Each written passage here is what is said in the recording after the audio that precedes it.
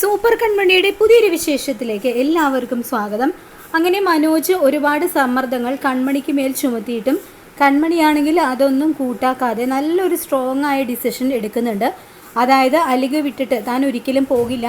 അത് BR group അല്ല, മറ്റേത് വലിയ ഗ്രൂപ്പായാലും ഇനി ഒരിക്കലും താൻ അലികയെ ചതിക്കില്ല. അവൾക്ക് സപ്പോർട്ടായി ഇപ്പോൾ അമ്മായിമാരുണ്ട്. അതുകൊണ്ട് തന്നെ അവൾക്ക് കൂടുതൽ ധൈര്യമായിട്ടോ. മനോജിൻ്റെ തീരുമാനങ്ങളെല്ലാം തന്നെ പുറം തള്ളിക്കൊണ്ട് കൺമണി അലികയിലേക്ക് പോകാൻ തുടങ്ങുകയാണ്. അതിനു മുമ്പ് കൺമണി അമ്പലത്തിലേക്ക് പോകുന്നുണ്ട്. അവിടെ വെച്ച് പറഞ്ഞ് പ്രാർത്ഥിക്കുകയാണ്, അലികയ്ക്ക് വൻ നഷ്ടം വരുത്തി വെച്ചത് ഈ ഞാനാണ്. അറിയാതെയാണെങ്കിലും അതിൻ്റെ പൂർണ്ണ ഉത്തരവാദിത്വം എനിക്കാണ്. അതുകൊണ്ട് തന്നെ അലികയ്ക്ക് നഷ്ടപ്പെട്ടതിനേക്കാൾ ഇരട്ടി ലാഭം ഉണ്ടാക്കി കൊടുക്കും ഞാൻ. ഇനിയുള്ള എൻ്റെ ജീവിതം അലികയ്ക്കാണ് എന്നും തീരുമാനിക്കുന്ന സമയത്ത് അവിടേക്ക് കൃഷ് വരികയാണ് കേട്ടോ. കൺമണിയാണെങ്കിൽ കണ്ടുറന്ന് നോക്കുമ്പോൾ കാണുന്നത് കൃഷ് കണ്ണടച്ച് നിന്ന് പ്രാർത്ഥിക്കുന്നതാണ്.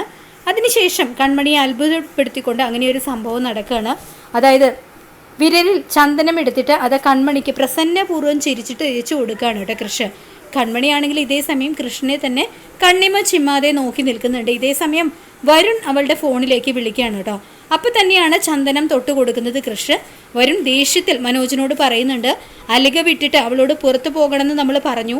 രാജിക്കത്തായി പോയവൾ കൃപയ്ക്ക് അപകടമുണ്ടായി എന്ന് പറഞ്ഞ് അത് വേണ്ടെന്ന് വെച്ചു. ഇതിനിടയിൽ എന്തൊക്കെയോ ദുരൂഹതകൾ ഉണ്ടെന്നും പറയുന്നു.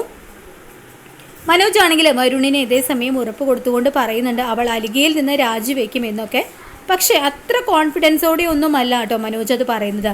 പിന്നീട് ദേവിജിയുടെ എല്ലാ കാര്യങ്ങളും പറയാനും ക്ഷമ ചോദിക്കാനും തയ്യാറാകുന്നുണ്ട് കൺമണി. അങ്ങനെ കൺമണി മനോജിന് താൻ ഡിസൈൻ ചെയ്തു കൊടുത്തത് ഉൾപ്പെടെയുള്ള കാര്യങ്ങൾ പറയാണ്. ഇത് കേട്ട് ദേവിജി, ഞാനിത് കൃഷ്ണനോട് പറഞ്ഞാൽ അവനിത് എങ്ങനെ എടുക്കുമെന്ന് അറിയില്ല. അതുകൊണ്ട് കൺമണി ഞാനിത് പറയില്ല. പക്ഷെ അലികയ്ക്ക് മുകളിൽ ഇനി ആരും ഉണ്ടായിക്കൂടാ. ആരും അലികയെ ചതിക്കരുത്. ബലരാമൻ്റെ ലക്ഷ്യം എന്താണെന്ന് എനിക്ക് മനസ്സിലായി കഴിഞ്ഞു. ബലരാമനെ പക്ഷേ സുജാതയ്ക്കും സാഗറിനും മനസ്സിലായിട്ടില്ല. ഇതേ സമയം കൺമണിക്കാണെങ്കിൽ തൻ്റെ തെറ്റ് ഒരിക്കൽ കൂടി മനസ്സിലാവുകയാണ് കേട്ടോ ചെയ്യുന്നത്. അത്ര വലുതാണെന്നും. അങ്ങനെ സൂപ്പർ കൺമണിയുടെ വളരെ ത്രില്ലിംഗ് ആയിട്ടുള്ള എപ്പിസോഡുകൾ തന്നെയാണ് ഇനി വരാനായിട്ട് പോകുന്നത്. ഈ റിവ്യൂ ഇഷ്ടപ്പെട്ടെങ്കിൽ ലൈക്ക് ചെയ്യുക, ചാനൽ കൂടി ഒന്ന് സബ്സ്ക്രൈബ് ചെയ്യുക. താങ്ക്